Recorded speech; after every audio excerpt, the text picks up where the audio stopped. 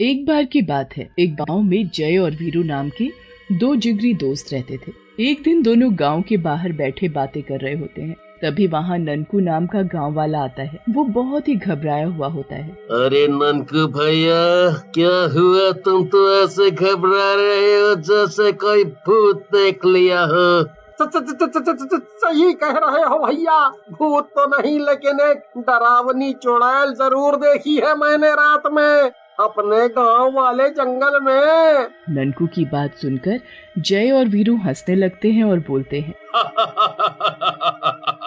क्या बात कर रहे हो ननकू भाई? हाय, चुड़ैल कहाँ देख लिया आपने? जो चीज होती ही नहीं वो देखी आपने? हाय। हंसो मत जय, मैंने सचमुच में देखी है चुड़ैल, बहुत ही भयानक थी वो। ननकू की बात सुनकर जय और वीरू और जोर से हंसने लगते हैं। उनकी हंसी सुनकर ननकू बोलता है, क्या ही कर रहे हो? अगर हिम्मत है तो चलो जंगल में, है उस चुड़ैल को देखकर हंसना, फिर देखते हैं कितनी हंसी आती है। ननकू की चुनौती सुनकर जय और वीरू तैश में आ जाते हैं। जय ननकू से बोलता है, अरे ननकू भैया, पहली बात तो चुड़ैल जैसी कोई चीज होती नहीं है, लेकिन फिर भी आप इतना बोल रहे हैं तो हम आज रात को ही चलेंगे उस जगह पर है। फिर रात में जय और वीरू दोनों ननकू के साथ जाते हैं। काफी देर चलने के बाद जय और वीरू थक जाते हैं। वीरू ननकू से बोलता है, भैया ननकू, हम तो चलते चलते थक गए, लेकिन आपकी चुड़ैल नहीं मिली अभी तक। लगता है जय और वीरू को देखकर घबरा गई होगी। जय की बात सुनकर वीरू भी हंसने लगता है। उन दोनों को यूं अपने ऊपर हंसते देख ननकू बोलता है, मेरी बात पर विश्वास करो तुम दोनों, मैंने सचमुच में चुड़ैल को देखा था और वो मेरे पीछे पड़ी थी। बड़ी मुश्किल से जान बचाकर भागा हूँ मैं। तभी जय को जोर से टॉयलेट आता है। वो वीरू और ननकू से बोलता है, अरे ननकू भैया, चुड़ैल आए या ना आए, लेकिन अपने को टॉयलेट जरूर आ गया। हम तो चले टॉयलेट करने।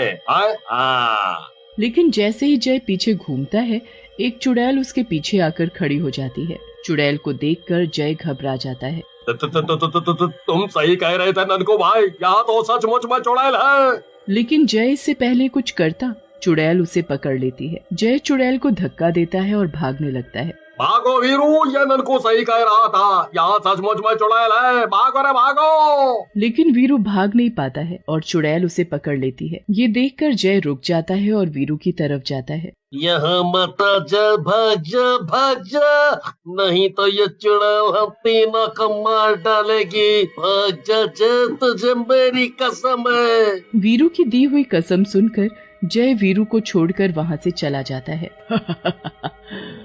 बहुत याराना है तुम दोनों में। तेरी जान बचाने के लिए उसने अपनी जान भी खतरे में डाल दी। तुम नहीं जानती चुड़ैल जी, हम दोनों एक दूसरे के लिए जान दे सकते हैं। अगर मैं उसे नहीं रोकता तो मुझे बचाने के लिए जरूर आता। तूने मेरा एक शिकार मेरे हाथ से निकाला है, मैं सोच रही हूँ क्या सजा दूं तुझे। ऐसा कहकर चुड़ैल वीरू को काट लेती है। वीरू को दर्द होता है। वो चुड़ैल से बोलता है, मुझे दर्द क्यों हो रहा है चुड़ैल जी? क्या किया आपने? आप तो मार देती हो लोगों को, मुझे जिंदा क्यों छोड़ दिया है? जैसे तूने अपने दोस्त को भगाया था, उसी बात का बदला है ये। अब तू ही अपने दोस्त को यहाँ लाएगा, और अगर तूने हमारी बीच हुई बात को किसी को भी बताया, तेरा सर वहीं फट जाएगा। ऐसा कहकर चुड़ैल वहाँ से चली जाती है और वीरू भी अपने गांव वापस पहुँच जाता है। वीरू को वापस देखकर जय बहुत खुश होता है। देखा गांव वालों, मेरा वीरू कितना बहादुर है, अकेला ही इस चुड़ैल से निपट कर आ गया है। अरे है कोई बहादुर पूरे गांव में मेरे भाई जैसा है?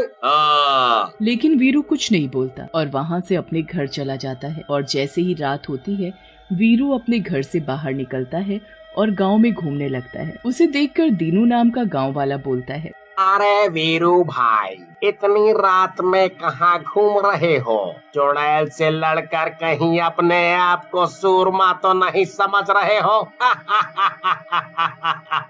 ज्यादा हंसी आ रही है तुझे? अभी बताता हूँ।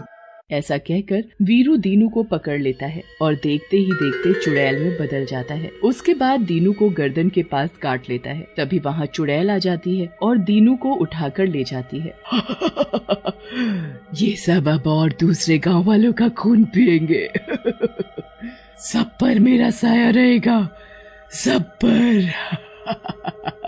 दीनू भी चुड़ैल बन जाता है। इसके बाद तो जैसे गांव वालों की शामत ही आ गई थी। वीरू रोज रात को घर से बाहर निकलता और किसी न किसी गांव वाले को काट लेता, जिससे वो गांव वाला भी भूत बन जाता।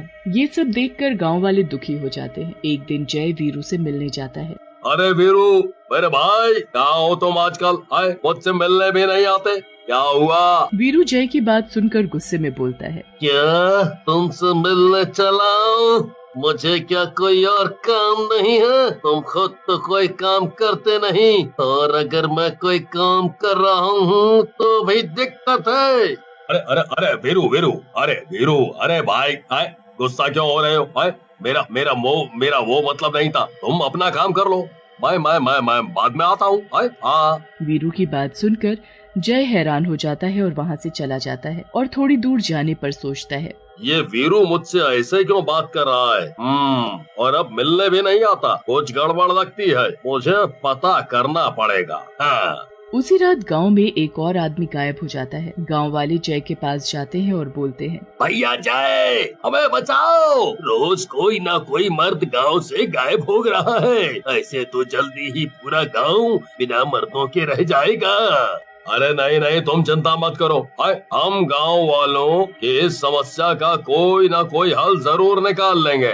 हाँ। उधर चुड़ैल भी अपने द्वारा बनाई और चुड़ैलों से खुश हो जाती है। वाह, ये मेरा एजेंट वीरू तो बहुत बढ़िया काम कर रहा है, लेकिन अब ज्यादा समय नहीं है। मुझे लगता है गांव पर हमला कर देना चाहिए। ऐसा कहकर चुड़ैल अपनी गुलाम चुड़ैलों से कहती है, चुड़ैलों, अब हम गिनती में बहुत बढ़ गए हैं। अब हमें इंतजार नहीं करना चाहिए और गांव पर आक्रमण करके उसे ही अपना घर बनाना चाहिए। तुम सब चलो मेरे साथ। फिर चुड़ैल और गांव वाले, जो कि वीरू के काटने के बाद चुड़ैल बन गए थे, गांव की तरफ जाते हैं। इधर गांव वाले और जय बात कर ही रहे होते हैं कि तभी एक गांव वाला, जिसका नाम चमकू होता है, उनकी ओर भागता हुआ आता है और बोलता है, अरे भैया, आप सब लोग यहाँ कहाँ बैठे हो? वहाँ चुड़ैल और उसकी सेना ने गांव पर हमला कर दिया है। चमकू की बात सुनकर जय बोलता है, अरे चमकू भैया, शराब तो नहीं पी रखी? चुड़ैल की सेना? मैं सही कह रहा हूँ भैया, मैं अपने खेत में टॉयलेट कर रहा था, अभी मैंने चुड़ैल और उसकी सेना को आते हुए देखा। अब हम लोग कैसे बचेंगे? अरे भैया, घबराने की बात नहीं है, आने दो चुड़ैल और उसकी सेना को, हम गांव वाले मिलकर देख लेंगे। तब तक चुड़ैल भी वहाँ आ जाती है। आज सारे गांव वाले यहीं पर हैं। चलो, अच्छा है, सभी एक साथ ही मेरे गुलाम बन जाएंगे। मेरी गुलाम चुड़ैलों, सब गांव वालों को काट लो और चुड़ैल बना डालो। चुड़ैल के ऐसा कहते ही सारी गुलाम चुड़ैलें गांव वालों की तरफ बढ़ती हैं और गांव वालों को काटने लगती हैं। चुड़ैलों के काटते ही बाकी के गांव वाले भी चुड़ैल बनने लगते हैं। ये देखकर जय घबरा जाता है। अरे भैया, ये सब क्या हो रहा है? ऐसा तो सिर्फ विदेशी फिल्मों में देखा था कि किसी के काटने से इंसान शैतान बन जाता है। अब क्या होगा? तभी दो चुड़ैलें आकर जय को पकड़ लेती हैं और उसे काटने लगती हैं। लेकिन तभी वहाँ वीरू आ जाता है। शाबाश मेरे दोस्त, मुझे पता था कि तू मुझे बचा लेगा। ज्यादा खुश होने की जरूरत नहीं है जय, मैं खुद चुड़ैल हूँ। जल्दी से इस चुड़ैल के सीने पर महादेव के त्रिशूल से मार कर, नहीं तो मुझे तुझे ही काटना पड़ेगा। चुड़ैल का साया मुझ पे भी हावी हो रहा है। वीरू की बात सुनकर जय मंदिर की तरफ भागता है। चुड़ैल वीरू की बात सुन लेती है और वीरू को गुस्से में बोलती है, दुष्ट, तेरी इतनी हिम्मत, मेरा गुलाम होते हुए भी तू अपने दोस्त का साथ दे, मैं तुझे जिंदा नहीं छोड़ूंगी। चुड़ैल गुस्से में वीरू की तरफ बढ़ती है और वीरू का गला दबाने लगती है। लेकिन तभी जय वहाँ त्रिशूल के साथ आता है और चुड़ैल के सीने पर वार करता है। चुड़ैल जलने लगती है।